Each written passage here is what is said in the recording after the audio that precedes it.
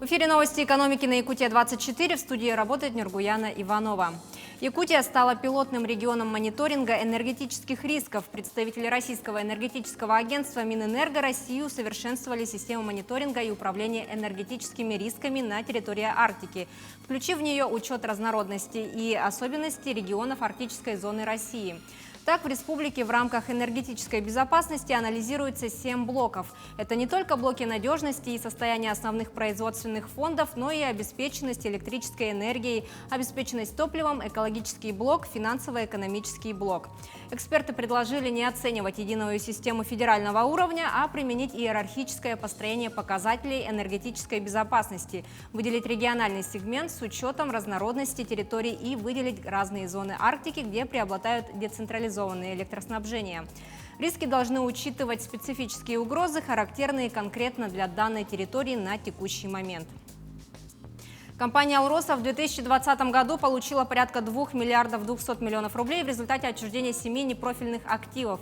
Как сообщили в пресс-службе организации, пандемия коронавирусной инфекции помешала реализации части запланированных объектов, в связи с чем их продажа была перенесена на 2021 год. В их числе 100% доля Ленское предприятие тепловых и электрических сетей, ряд земельных участков в Якутии и Иркутской области и административное здание в Москве. Совокупная стоимость объектов недвижимости по состоянию на 30 сентября 2020 года оценивается примерно в 2 миллиарда 400 миллионов рублей. «Алроса» реализует программу отчуждения непрофильных активов с 2013 года.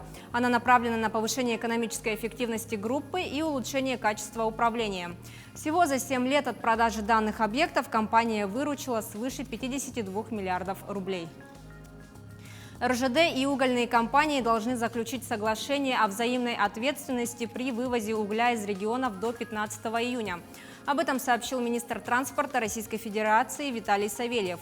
Министр рассказал, что расширение восточного участка БАМа для вывоза угля из Якутии может быть оформлено в виде отдельного инвестпроекта.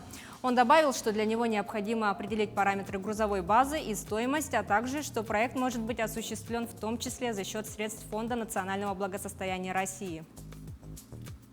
Китайская металлургическая компания «Цзиньань» планирует построить коксохимический завод на территории Якутии. Производительность завода составит порядка 4 миллионов тонн продукции в год.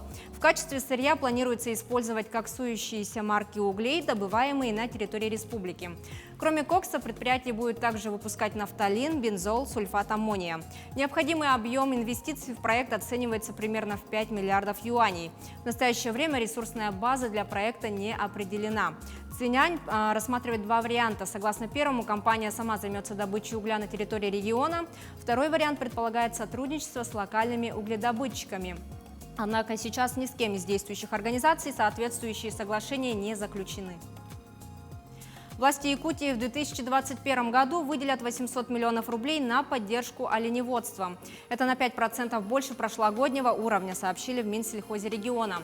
Средства выделяют по специальной методике, которая учитывает расходы на содержание оленей в стандартных стадах в тундровой, лесотундровой, горнотаежной и таежной зонах.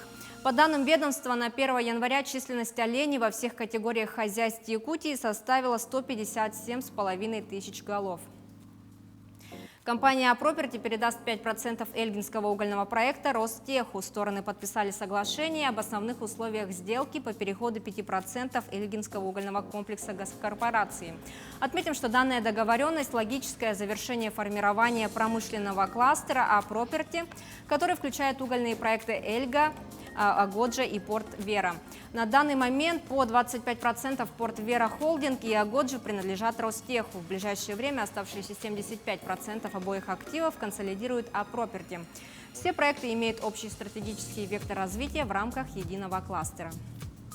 На этом у меня все. Оставайтесь в курсе экономических событий на Якутия-24.